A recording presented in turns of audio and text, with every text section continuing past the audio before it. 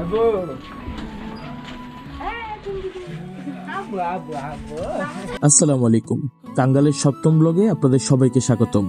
আজকের ব্লগটা কিন্তু একদমই অন্যরকম হতে যাচ্ছে, কারণ আজকের ব্লগে থাকছে আমার মামার প্রবাস জীবন শেষে কাউকে কিছু না জানিয়ে হঠাৎ দেশে ফিরে আসা এবং পরিবারের সবাইকে সারপ্রাইজ দেওয়ার পুরো গল্প।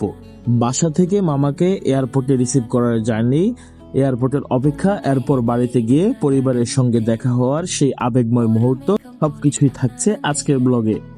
তো চলুন আর দেরি না করে শুরু করা যাক আজকের ব্লগ। শুভ সকাল সবাইকে। এই মুহূর্তে তৈরি হচ্ছে, যাবো ঢাকা এয়ারপোর্টে।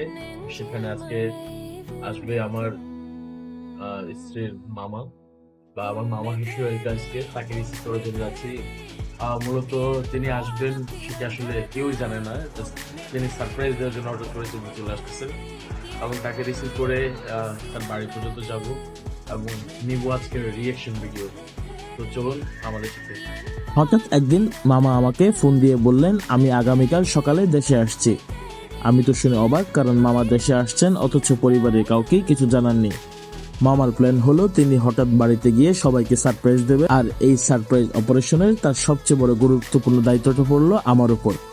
মামা আমাকে বললেন সকালে এয়ারপোর্টে এসে জন্য অপেক্ষা করতে। ব্যাস, মামার কথা অনুযায়ী পরদিন ভোরবেলায় আমি আর আমার ওয়াইফ বের হয়ে পড়লাম এয়ারপোর্টের উদ্দেশ্যে। সকাল 6টার সময় ছিল আমাদের বাস। নির্দিষ্ট সময় বাসে উঠে আমরা ঢাকার আরামবাগের উদ্দেশ্যে যাত্রা শুরু করলাম, কিন্তু আমাদের কপালে যে কি লেখা ছিল সেটা তখনও জানতাম না। দাউদকান্দি টোল প্লাজা পার হওয়ার পরেই পড়লাম বিশাল এক জ্যামে, আর সেই জ্যাম এমন জ্যাম প্রায় 1.5 ঘন্টা পর্যন্ত আমাদের রাস্তায় আটকে থাকতে হলো। এদিকে মামার ফ্লাইট ল্যান্ড করার কথা ছিল সকাল 8টা 55 মিনিটে, কিন্তু বাহরাইন থেকে ফ্লাইট 1.5 ঘন্টা দেরিতে উড্ডয়ন করে, ফলে মামার ফ্লাইট বাংলাদেশে এসে ল্যান্ড করে সকাল 10টা 5 মিনিটে। আমরাও এরই মধ্যে আরামবাগে পৌঁছে গেছি। সেখান থেকে আর কোনো ঝুঁকি না নিয়ে উবার নিয়ে সরাসরি রওনা দিলাম হযরত শাহজালাল আন্তর্জাতিক বিমানবন্দরের উদ্দেশ্যে। এয়ারপোর্টে পৌঁছাতে আমাদের প্রায় 10টা বেজে গেল। এবার শুরু হলো আসল অপেক্ষা। মামার ফ্লাইট ল্যান্ড করেছে, কিন্তু তিনি এখনো বাইরে আসেননি। ইমিগ্রেশন শেষ করে কখন বের হবেন সেই অপেক্ষায় আমরা অধীর আগ্রহে বসে আছি।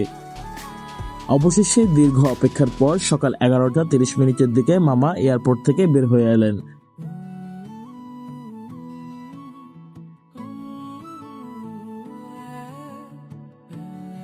মামাকে রিসিভ করেই আমরা গাড়িতে উঠে পড়লাম।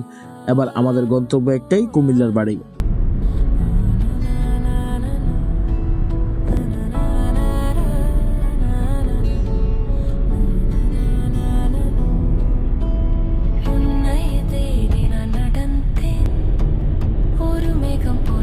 দীর্ঘ ভ্রমণের কারণে সবারই তখনই বেশ ক্ষুধা লেগে গেছে, তাই পথে কুমিল্লার বিখ্যাত ছন্দু হোটেল এন্ড রেস্টুরেন্টে দুপুরের খাবারের জন্য কিছুক্ষণ থামলাম। সবাই মিলে জমিয়ে দুপুরের খাবার খেয়ে আবারও রওনা দিলাম বাড়ির উদ্দেশ্যে। আর গাড়ি যতই বাড়ির কাছাকাছি যাচ্ছিল মামার এক্সাইটমেন্ট ততই বেড়ে যাচ্ছিল, কারণ দীর্ঘদিন পর তিনি ফিরেছেন নিজের দেশে, নিজের বাড়িতে, নিজের প্রিয় মানুষগুলোর কাছে, অথচ বাড়ির কেউই জানেন না যে তিনি দেশে চলে এসেছেন। অবশেষে সেই কাঙ্ক্ষিত মুহূর্ত চলে এলো। আমরা পৌঁছে গেলাম বাড়িতে, আর বাড়িতে পৌঁছানোর পরে ঘটলো আজকের ব্লগের সবচেয়ে আবেগময় মুহূর্ত। দীর্ঘদিন পর মামা প্রথমবারের মতো তার ছোট্ট মেয়েকে কোলে তুলে নিলেন। সত্যি বলতে এই দৃশ্যটা দেখার মতো ছিল।